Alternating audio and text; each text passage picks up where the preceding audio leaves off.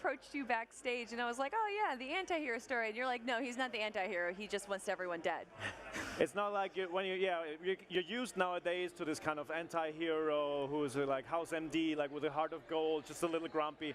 No, he just thinks we're a very inferior species and that we should be enslaved. Looking at the trailer, though, you can tell that you guys are staying faithful to the original game. Yes. But you're also bringing some new things as well. What are some of the additions you're adding to the game?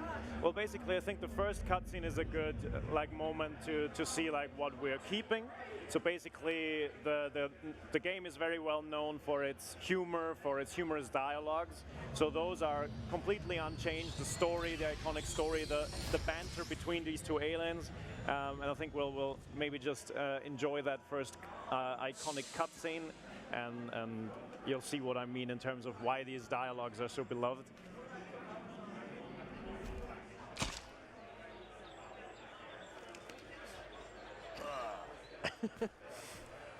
Orthobox to Cryptosporidium 137. Come in, Cryptosporidium. Crypto here. How's the view from the safety of the mothership? Very funny. Let's just say I'm glad I'm up here and you're down there. Loathsome little planet.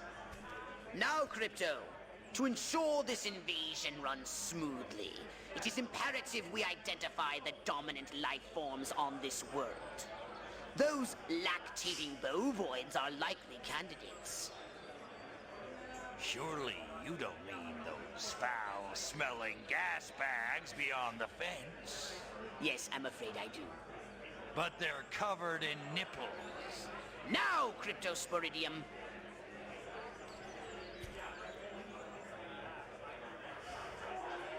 It's a pretty good introduction. It is, yeah. This is basically they're arriving on Earth and they have no idea about what happens on Earth, what's the dominant life form, so they go and approach to talk to the cows.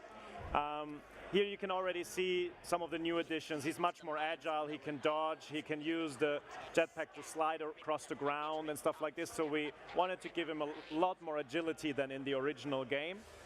This is one of the basically skills that you had in the original as well. You can read minds, also the minds of cows.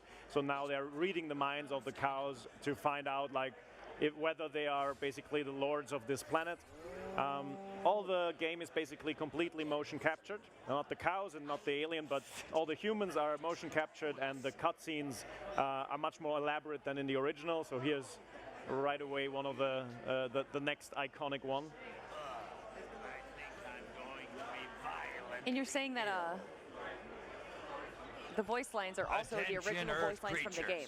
Yes, basically this is exactly the dialogues from the original game, so we kept that intact because there's basically there's nothing to improve there. So the only thing that we're doing is basically adding much more camera angles, much more elaborate animation. Basically the original game had like 3 CGI cutscenes and then in-game cutscenes that were rather, basic. But we have a German team basically working on this, on all these cutscenes, improving the kind of filmic feel of all of them.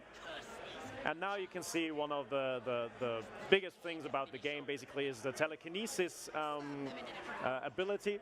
So this, in the original, basically locked you into telekinesis and you couldn't do anything else. So what we wanted to do is make it much more combat focused.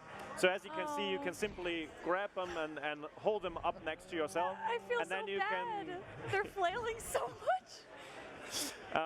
But yeah, basically it allows you to still be very mobile.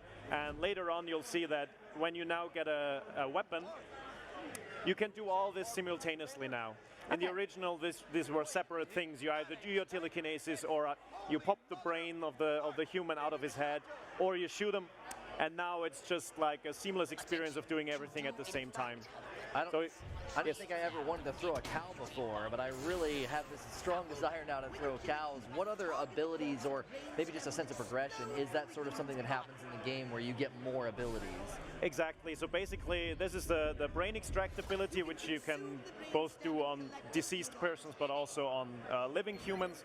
and then you've got stuff like mind reading, and you can pose as a human so that they don't see you and you don't raise the alert level and the police doesn't come and stuff like this. Yeah. The other form of progression is simply within the telekinesis that at the beginning you're able to lift like smaller objects. You can throw a tire in somebody's face or a hatchet or something. And then later you just grab an entire tank and slam it in their face, which is also something you want to do. And the nice thing now is that you can also do it like, you can jump up in the air, use the jetpack, throw something down on the, like this. Or you just grab the person himself, drown him in the lake. So it's, but all in a funny way. It's all good, all fun and games. You gotta have a sense of this humor. You can see, like normally at this stage in the game, you wouldn't be able to lift this massive thing. Yeah. But as this is our E3 demo, we just wanted to show off, how this will be at the end of the day. Now he's using the brain extract to just decap. It's like a bit of like a Jedi kind of Jedi choking mind, thing yeah. where you just, pop their brains out of their head. The action, there's a lot of fluidity in the action movement, the frame rate, it looks wonderful. How important was that, bringing the game forward to make it feel so much better? That was for us a big emphasis because we didn't want to stray too far from the original game. We want to keep it a faithful remake. We really want to give the players to have the best experience of playing this game, not like something inspired by the first game. Right. So we're focusing on the details of making sure that the game feels like people remember it, and they remember it as something really great because it was, but certain aspects obviously age because it's just a PS2 era game. So making him a lot more agile with the boosting, with the you have got more air time when you fly with your jetpack. That gives you a lot more time to just aim and shoot and grab something, throw it, all this kind of stuff. And the dodging, and you have a focus mode where you can basically strafe, which nowadays is just standard in most third-person shooters. So I think stuff like this, people don't even remember that it wasn't in the game. So those are the things that we try to address to make sure that it feels modern, but at the same time you have the feeling you're just playing the game that you've loved so dearly. Great. Now, unfortunately, we are running out of time, but you did mention that you guys added a lost mission. That is true, yeah. Basically, the whole story is exactly the missions as they were, but we have basically the notes on the mission and voice files from a mission that was never realized. So it's kind of like a deleted scene. So we're restoring that one simply because no fan has ever seen it, and it's like just a nice little moment in the story where you then suddenly understand the next mission much better. So we were very excited when we found those voice files and the notes from the original author. Where can people find more information about Destroy All Humans, the remake? Just go to destroyallhumansgame.com or on our Facebook, on our Twitter, and there you'll see all the other social channels and a lot of information about this lovely game. And a release date? It'll be out in 2020.